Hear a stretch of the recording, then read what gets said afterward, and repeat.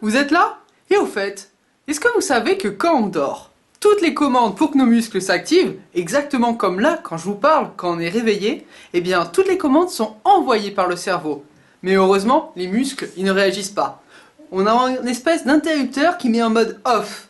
Et le signal, il passe pas. Et heureusement. Tu vas t'activer?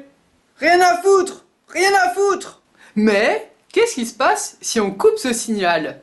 Eh bien, c'est ce que nous allons voir dans cette vidéo, parmi tant d'autres choses mystérieuses et surprenantes que j'ai découvertes sur le rêve et sur le sommeil. C'est parti! Michel Jouvet a voulu savoir en 1960. Et alors, qu'est-ce qui se passe si on coupe le signal off? En gros, que les informations envoyées par le cerveau, elles sont bien transmises aux muscles. Donc là, attention, reconstitution. À quoi tu peux rêver, toi? À force de dormir, on peut se poser la question quand même. Il n'y a qu'un seul moyen de savoir. C'est pour la science. En fait, en coupant une zone précise du cerveau. Me revoilà. En coupant une zone précise du cerveau, le pont, il s'est rendu compte que ça y est, il avait trouvé la zone qui permettait d'inhiber les actions envoyées par le cerveau. Et qu'est-ce qu'il a découvert? Non seulement c'est bien cette zone qui avait ce rôle d'inhibitrice, mais qu'en plus, les animaux aussi, ils étaient capables de rêver. Mais avant de parler du rêve, vous avez peut-être remarqué que les personnes en dormant, elles avaient les yeux qui pouvaient se mettre à bouger. Pourquoi? Bonne question, merci de l'avoir posé. Car l'inhibiteur coupe les informations envoyées par le cerveau au corps. Mais les yeux sont situés au-dessus et ne sont pas concernés par cette inhibition. En gros, quand vous dormez très profondément, votre corps devrait se mettre à bouger, mais il ne le fait pas. Vos yeux devraient se mettre à bouger et eux le font. Donc si la personne a ses yeux qui bougent, c'est là qu'il est en train de dormir de manière profonde.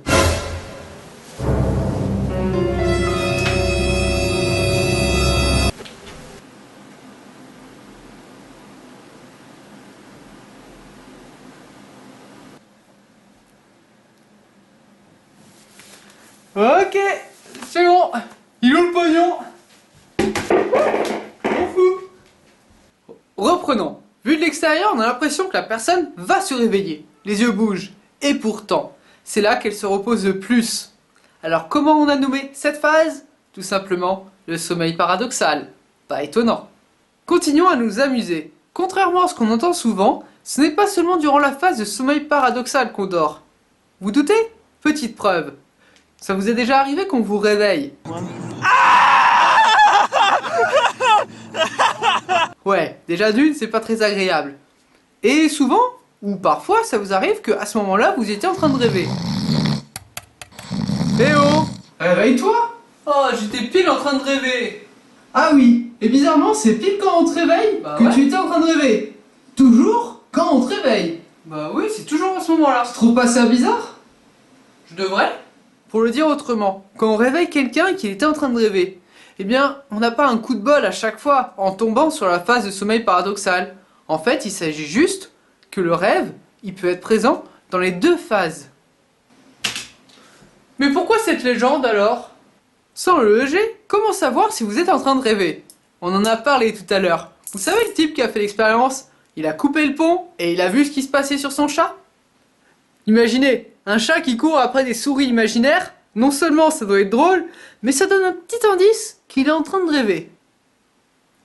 Donc on a prouvé assez facilement qu'on rêvait durant le sommeil paradoxal.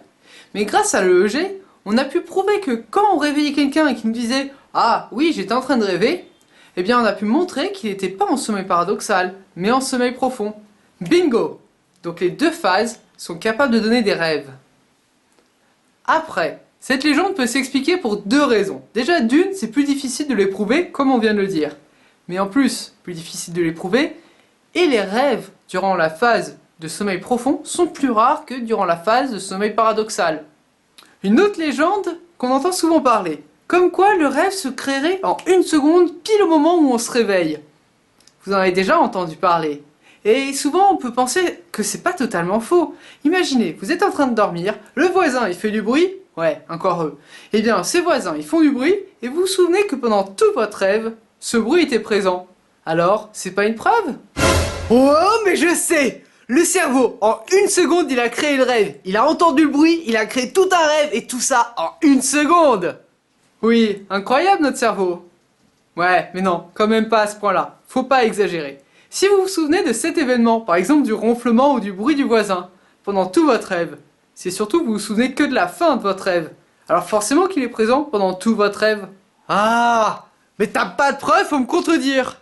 Aujourd'hui, on est capable de mesurer les activités électriques. Et en plus, comment expliquer les gens qui font du somnambulisme si les rêves ne se produisaient qu'à la fin? Ah bah si, ok, j'ai rien dit. Mais bon, ces croyances sont encore tenaces, ce qu'on peut comprendre, car les rêves durant le sommeil paradoxal, ils sont plus riches en émotions et plus fréquents durant cette phase. Et c'est pas étonnant, car notre cerveau durant ce moment-là, il fonctionne à plein régime. Les chercheurs essaient de trouver ce sommeil paradoxal, et s'ils le trouvent, ils pensent que les animaux sont en train ou seraient capables de rêver. Et ce sommeil paradoxal, on le retrouve chez les mammifères, ça ok. Les reptiles et les oiseaux, contrairement à ce qu'on croyait jusqu'alors. Et là, c'est intéressant, car on pourrait penser que du coup ce sommeil serait présent de partout. Il nous aurait été légué par un ancêtre commun. On a un ancêtre commun. Comme quoi le rêve est peut-être présent dans toutes les espèces. Et ce depuis longtemps. Mais bon, on a utilisé une hypothèse forte. On s'est dit, si on trouve un sommeil paradoxal, l'individu serait capable de rêver. Le problème, vous n'êtes pas toujours en train de rêver quand vous êtes en sommeil paradoxal. Alors sortez vos mouchoirs parce que tout s'écroule?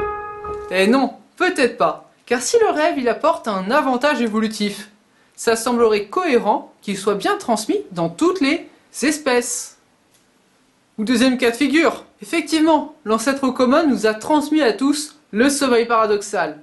Et en plus chez l'homme, il y a une évolution qui, dans ce sommeil paradoxal, est apparu les rêves. Cette idée peut sembler bizarre, car on retrouve le sommeil paradoxal de partout. Mais en fait, ce sommeil paradoxal n'est pas forcément un avantage. Quelque chose qui est drôle. Plus vous avez une espèce qui est un petit peu sujette à des prédations, moins elle va consacrer de temps à ce sommeil paradoxal. Car on l'a dit, quand vous êtes en sommeil paradoxal, tous vos muscles, ils peuvent pas tenir. Ils sont complètement relâchés. Pas terrible, par exemple, pour des chevaux s'ils dorment debout. Pas terrible pour des oiseaux s'ils doivent partir et voler pendant longtemps. Donc par exemple, pour ces deux espèces, la durée de sommeil paradoxal est fortement réduite. Et si vous avez un cheval et que vous le voyez dormir dans un champ debout, vous pouvez être sûr qu'il n'est pas en sommeil paradoxal. Donc la durée de sommeil paradoxal, elle est différente entre les espèces. Un autre exemple avec les cétacés. Là, c'est assez. Bon, on respire. Ça peut paraître surprenant pour les cétacés, mais s'ils s'arrêtent de bouger, ils peuvent couler. Oui, et oui, ils peuvent couler. Et du coup se retrouver à des endroits où les températures ne sont plus favorables et pourraient leur être fatales. Et en plus, ils seraient trop loin de la surface pour pouvoir aller rapidement respirer. Pas top. Alors, la solution? Eh bien, ils dorment seulement de la moitié d'un hémisphère. En gros, la moitié d'un hémisphère se repose et l'autre reste active. Mais dans ce cas-là, le rêve semble difficile si une part du cerveau est toujours active. En plus, comme on l'a vu, certaines espèces accordent très peu de temps au sommeil paradoxal. Et c'est durant cette phase qu'on observe le plus de rêves. Alors, la présence de rêves chez tous les animaux, ça va faire encore couler de l'encre, car on est sûr de rien. Mais une autre question. Ok, imaginons qu'ils rêvent. Mais alors, de quoi peuvent-ils rêver? Dis-nous tout! En 2001, ils ont mis des électrodes dans un cerveau de rat. Ils ont comparé les activités électriques du cerveau quand le rat faisait une activité durant la journée et entre les moments où il dormait. Et là, bingo! Les deux signaux étaient identiques. Donc, les rats seraient sûrement capables de rêver des activités qu'ils ont faites durant la journée. Exactement comme nous. Ça, c'est un bon argument pour dire que les animaux sont capables de rêver. Alors, de quoi tu rêves? Je rêve que tu me foutes la paix. Ouf, drôle de rêve. En tout cas, j'espère que la vidéo vous aura plu. N'oubliez pas de vous abonner. Et sur ce, je vous dis à la prochaine. Perso, moi je vais aller continuer à approfondir le sujet. A plus. C'est pour la science.